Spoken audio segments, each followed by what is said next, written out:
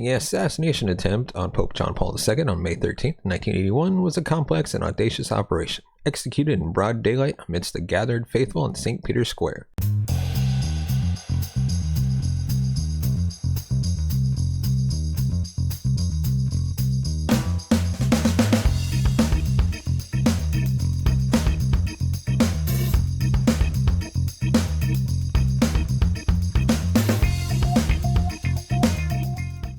Hello, true crime fans, and welcome to our deep dive into one of the most startling and intriguing events in the history of the Catholic Church, an attempted assassination of the Pope. You might be asking yourself, which Pope was targeted? Who were the masterminds behind this audacious plot, and what were their motives? Well, in tonight's episode, we're going to unravel the secrets of this conspiracy, revealing how it was uncovered and thwarted. As we explore this gripping story, you'll discover the incredible details of how this assassination plot was foiled, the consequences faced by those involved, and the lasting impact on the church and its security measures. Was there an inside collaborator? What was the global reactions? And are there any lingering mysteries surrounding the plot? Stay with us as we answer those burning questions and delve into the depths of this hidden conspiracy. By the end of this video, you'll have a comprehensive understanding of one of the most fascinating attempted assassinations in our history. So buckle up for an eye-opening journey into the shadows of the Vatican, where secrets are exposed and the truth is stranger than fiction. To fully understand the gravity of the attempted assassination of Pope John Paul II, we need to set the stage with a comprehensive look at the historical and political climate of the early 1980s. The year was 1981, a pivotal moment in history marked by intense global and internal challenges for the Catholic Church. The Cold War was at its peak, defining the geopolitical landscape as a tense standoff between the US and the Soviet Union. This ideological struggle between capitalism and communism permeated every corner of the globe, resulting in a climate of suspicion, espionage, and covert operations. Pope John Paul II was elected in 1978 and was the first non-Italian pope in over 450 years, and his papacy quickly became a symbol of hope and change. Hailing from Poland, a country under communist rule, John Paul II's election was seen as a beacon of resistance against Soviet oppression.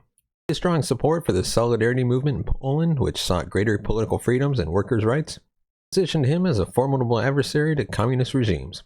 Within the Church, John Paul II initiated significant reforms and took bold steps to address contemporary issues. He emphasized the need for human rights, religious freedom, and interfaith dialogue, reaching out to leaders of other religions in unprecedented ways. These efforts were part of his broader vision to modernize the Church and enhance its role in a rapidly changing world.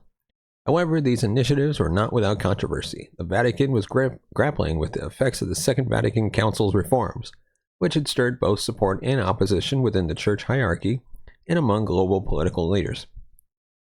While many lauded the Pope's progressive stance, others saw his actions as a direct threat to established power structures and ideologies. In Europe, the rise of the Solidarity movement in Poland was a significant factor in the political dynamics of the time. The movement challenged the authority of the communist government, inspiring similar movements across Eastern Europe.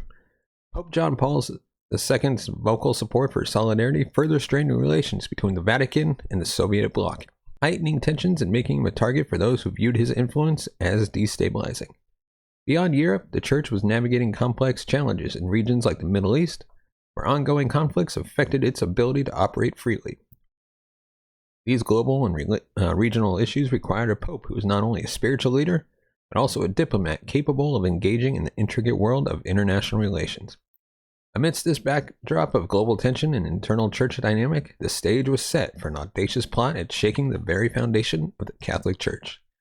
The assassination attempt on May 13, 1981 was a shocking manifestation of the extreme measures some were willing to take to silence a powerful voice for change. Understanding the historical context is crucial for illuminating the motives behind the assassination attempt and the profound impact it had on the world stage. It highlights the intricate web of political, religious, and social factors that converged to create a moment of crisis and transformation for the Catholic Church and the world. The assassination attempt on Pope John Paul II on May 13, 1981 was a complex and audacious operation, executed in broad daylight amidst the gathered faithful in St. Peter's Square. To fully appreciate the intricacies of this plot, we need to examine the meticulous planning, the players involved, and the broader geopolitical context that may have influenced the attack. The central figure in the assassination attempt was Mahmud Ali Hajj. Apologies if I butcher his name. A Turkish national with a criminal history and connections to extremist groups. Born in 1958, Mahmud had a troubled youth, marked by criminal activities and a stint in the Turkish military from which he deserted. He became affiliated with the Grey Wolves, a Turkish ultra-nationalist paramilitary organization known for its violent actions and extreme right-wing ideology. The group was implicated in various acts of political violence within Turkey, targeting left-wing activists and opponents of the state. Mahmud Ali Hajj's notoriety began with the 1979 murder of a respected Turkish journalist and editor. The journalist's assassination was a high-profile crime that highlighted the Grey Wolves' reach and influence. He was arrested for the murder but managed to escape from a Turkish prison in November 1979 under suspicious circumstances, suggesting the involvement of a network of sympathizers who facilitated his breakout. After his escape, Mahmud made his way to Bulgaria, a country within the Soviet sphere of influence, where he is believed to have received further support and instructions. The choice of Bulgaria is significant, as it was a key ally of the Soviet Union, and the country's intelligence services were suspected of collaborating with the KGB on covert operations against Western targets. The plot to assassinate Pope John Paul II was meticulously planned, with Mahmud traveling across several European countries using false documents. His journey was facilitated by a network of contacts, some of whom were reportedly linked to Eastern Bloc intelligence services. This web of connections has fueled speculations about a wider conspiracy involving state actors. Upon arriving in Italy, Mahmud integrated himself into the tourist crowds in Rome on the day of the assassination attempt. He positioned himself in St. Peter's Square, blending in with the thousands of pilgrims gathered to see the Pope. Armed with a Browning high-power 9mm semi-automatic pistol, he waited patiently for the Pope's appearance. As Pope John Paul II rode through the square in his open-top Pope-mobile, Mahmud saw his opportunity. At approximately 5:17 p.m., he fired 4 shots from the crowd. The bullet struck the Pope in the abdomen, right hand, and left arm, while 2 other bystanders were injured in the attack. The scene in St. Peter's Square descended into chaos as security personnel and onlookers rushed to the Pope's aid. Despite his life-threatening injuries, John Paul II remained conscious as he was quickly taken to the apologies for butchering this name, Agostino Gemelli University Polyclinic, where he underwent extensive surgery. Mahmud Ali Hajj was apprehended at the scene by Vatican security and Italian police. His arrest marked the beginning of a complex investigation that sought to uncover the full extent of the conspiracy. During interrogations, he initially claimed he acted alone, but his subsequent statements and retractions added layers of mystery and confusion to the case. Italian authorities, along with international intelligence agencies, launched an extensive investigation into Mahmud's background and potential connections. Theories emerged suggesting that the plot was part of a larger conspiracy orchestrated by the Soviet Union's KGB, possibly involving Bulgaria's secret service to eliminate the Pope, who was seen as a significant threat to communist interests. The so-called Bulgarian connection theory posited that the assassination attempt was a response to the Pope's outspoken support for the Solidarity movement in Poland, his homeland, which was challenging Soviet control in Eastern Europe. The theory was bolstered by Mahmud's travels and contacts in Bulgaria, but concrete evidence linking state actors to the plot remained elusive. The assassination attempt on Pope John Paul II had profound implications, both personally for the Pope and globally. The Pope's survival and eventual forgiveness of Mahmud during a prison visit in 1983 became iconic moments of reconciliation and faith.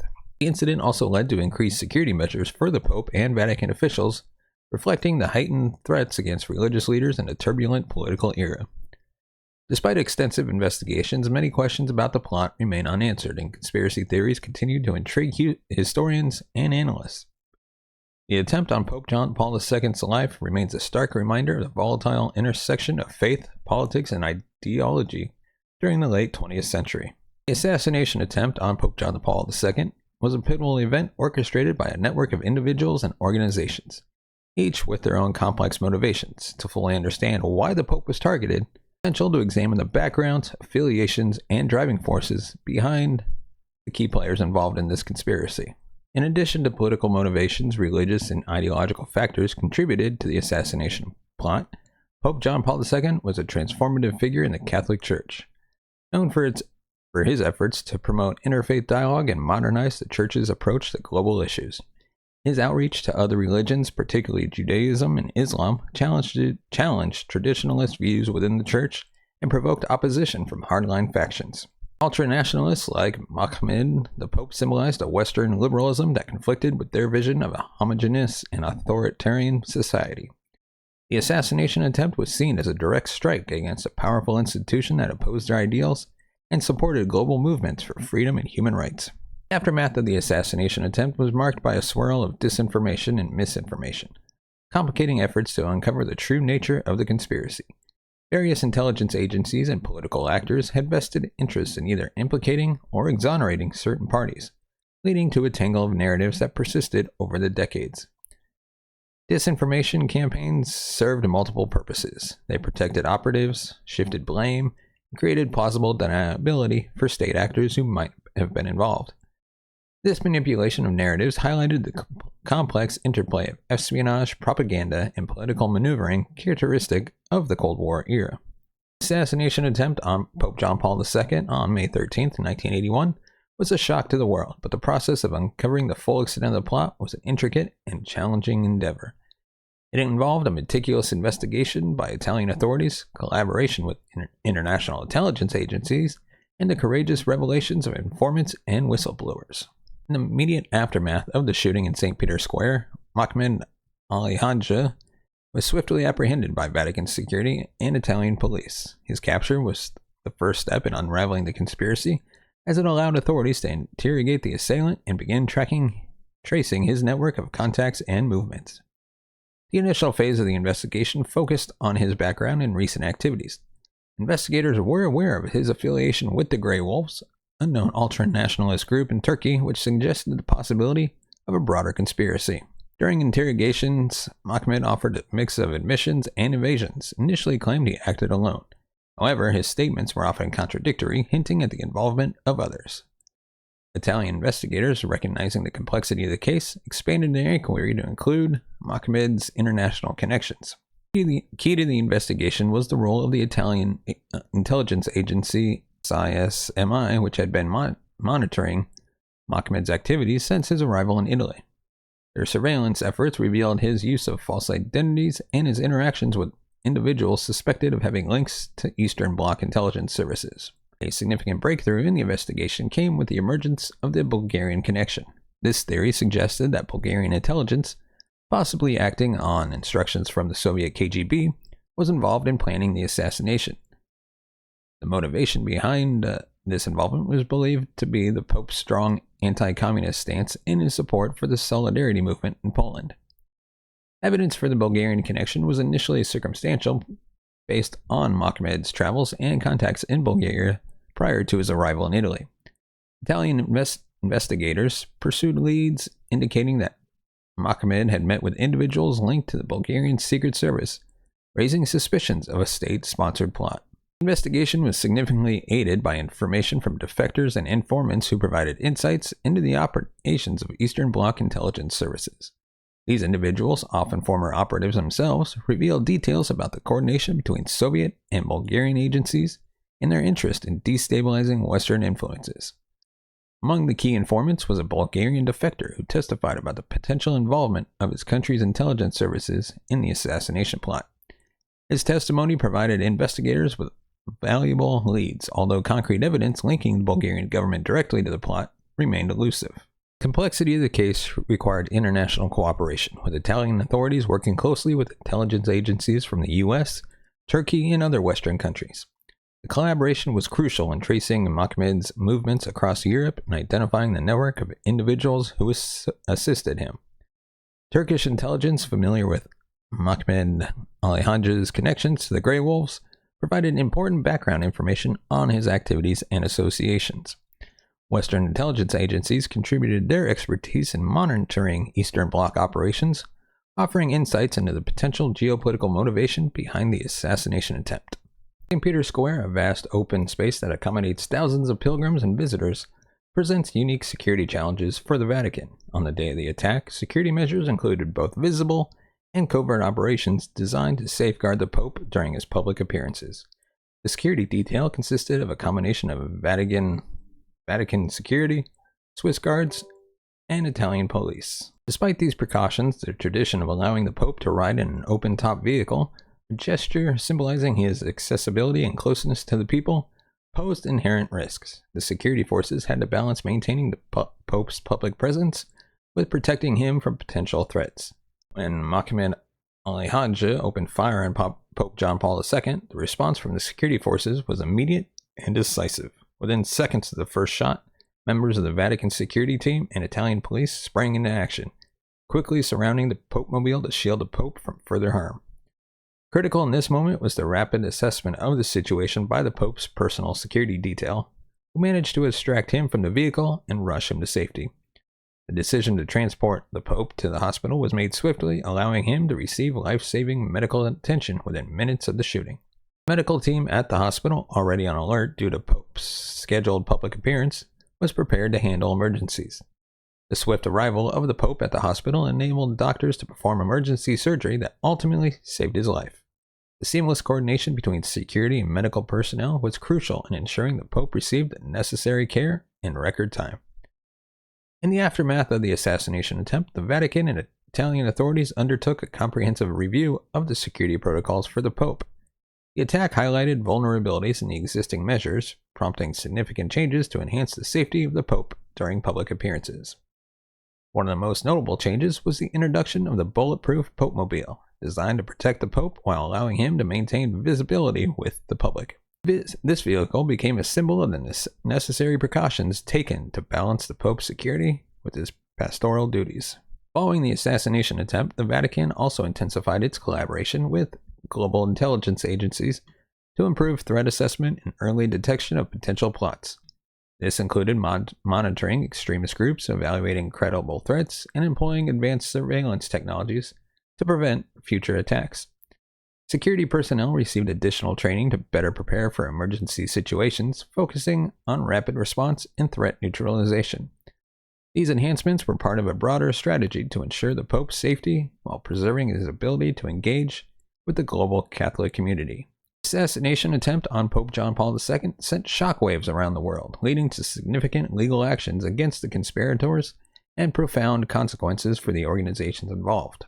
Following the attempt on the Pope's life, Mohammed Ali Hajj was immediately arrested and taken into custody by Italian authorities. His capture at the scene of the crime provided the judicial system with a clear path to pursue legal action against him. In July 1981, Mohammed was tried in an Italian court where he faced charges of an attempted murder. The trial garnered international attention as it was the first opportunity for the public to hear details of the conspiracy and Mohammed's motivations. During the proceedings, Mohammed offered erratic and contradictory statements, at times claiming to have acted alone, while at other times suggesting he was part of a larger plot. Despite his inconsistent testimony, Mohammed was found guilty and sentenced to life imprisonment. The Italian authorities, along with international intelligence agencies, continued to investigate the possible involvement of other conspirators and state actors. The emergence of the Bulgarian connection theory led to further legal proceedings aimed at uncovering potential ties between Mohammed Ali Hajj and Bulgarian operatives. In 1983, 3 Bulgarians and 4 Turks were put on trial in Rome, accused of being accomplices in the assassination attempt. The trial, which lasted several months, was a complex affair, marred by a lack of concrete evidence and conflicting testimonies. Ultimately, all the defendants were acquitted in 1986 due to insufficient evidence, leaving many questions about the broader conspiracy unanswered. In a remarkable turn of events, Pope John Paul II visited Mohammed Ali Hajj in prison in 1983, offering forgiveness for the attempt on his life. This act of compassion became an iconic moment, symbolizing the Pope's commitment to reconciliation and mercy. Mohammed remained in Italian prison until 2000 when he was pardoned by the Italian president at the request of the Pope. Following his release, Mohammed was extradited to Turkey, where he served additional time for previous crimes, including the murder of a journalist, and was released from Turkish prison in 2010. The assassination attempt had significant repercussions for the organizations and entities implicated in the plot. The Grey Wolves, already known for their extremist activities, faced increased scrutiny from international law enforcement agencies. Their involvement in Mohammed's radicalization and escape from Turkish custody highlighted the dangers posed by extremist groups with transnational networks. The allegations of Bulgarian and Soviet involvement intensified Cold War tensions, as the West perceived the attempt as a possible act of state-sponsored terrorism. Although concrete evidence of state complicity remained elusive, the suspicion further strained relations between Eastern Bloc countries and the Vatican. From the onset of the investigation, authorities considered the possibility that Mohammed Ali Hadja may have received help from individuals with access to sensitive information or security protocols. The well-coordinated nature of the attack and Mohammed's ability to position himself so close to the Pope in St. Peter's Square suggested that he may have benefited from inside knowledge. Several theories emerged regarding potential inside collaborators. Some investigators speculated that Mohammed might have received detailed information about the Pope's schedule, security arrangements, and vulnerabilities from someone with insider access. Such information would have been invaluable in planning the timing and execution of the assassination attempt. And then you got to take a look at political and ideological sympathizers.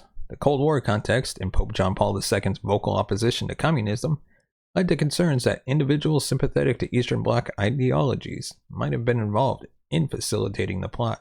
The Vatican, as a global religious and political entity, has historically been a focal point for intrigue and power struggles. Some theories suggested that factions within the Church, possibly opposed to the Pope's reforms and policies, might have had the motivations to assist in the plot or at least undermine his authority. Despite these theories, concrete evidence of insider collaboration was never conclusively established. The investigation faced numerous challenges in uncovering potential internal assistance, including secrecy and complexity. The Vatican's internal operations are shrouded in secrecy, making it difficult for external investigators to penetrate and gather reliable information. This secrecy, combined with the complex political dynamics within the Vatican, created significant barriers to uncovering any potential internal involvement. Then we had conflicting interests. The global political climate and the high stakes involved in the investigation meant that various intelligence agencies and political entities had conflicting interests in shaping the narrative. This led to the dissemination of disinformation and conflicting accounts, complicating efforts to identifying the truth. And you had a lack of direct evidence. While circumstantial evidence and testimony suggested the possibility of inside assistance, investigators struggled to obtain direct evidence or testimonies linking specific individuals to the conspiracy. This lack of definitive proof hindered efforts to prosecute or publicly identify potential collaborators. The Catholic faithful were stunned by the news of the attempt on the Pope's life. Pope John Paul II was not only a spiritual leader, but also a symbol of hope and resilience for millions around the globe. His advocacy for human rights and religious freedom had endeared him to people of all faiths, making the attack feel personal to many. In the immediate aftermath, churches worldwide held vigils and special masses to pray for the Pope's recovery. The attack served as a rallying point for Catholics, who united in their support and solidarity for the Pope. The incident also reinforced the Pope's image as a martyr for peace and justice, strengthening his moral authority and influence. World leaders reacted with shock and condemnation to the news of the assassination attempt. Messages of support and solidarity poured in from every corner of the globe, reflecting the Pope's international stature and the respect he commanded across political and ideological divides. U.S. President Ronald Reagan, who himself survived an assassination attempt just weeks earlier, expressed his deep sorrow and admiration for the Pope's resilience.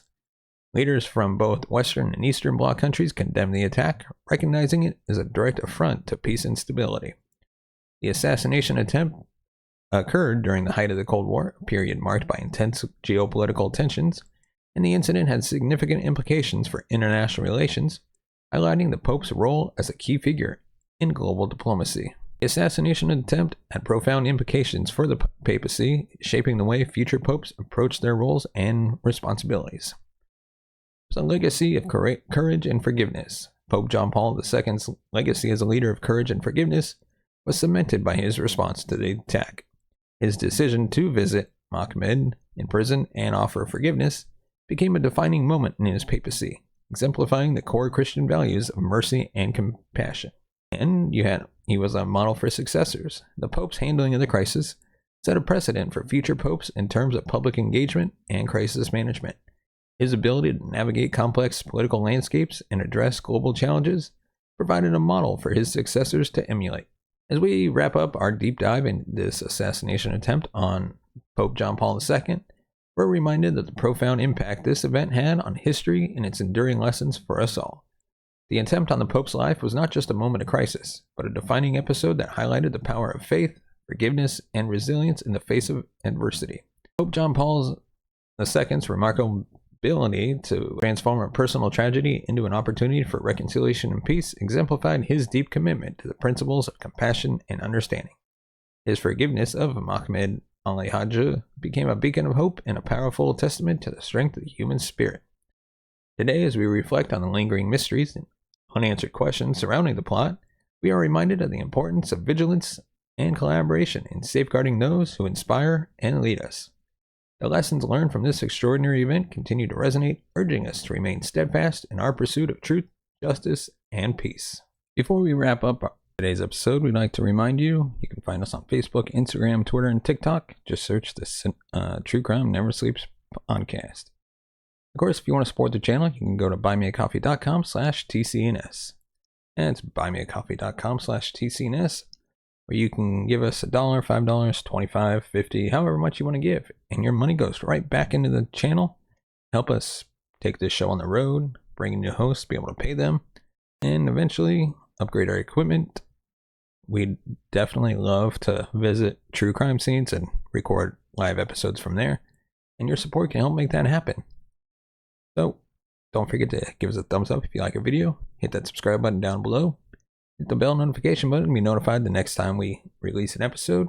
As always, thank you so much for watching and listening. We'll see you next time.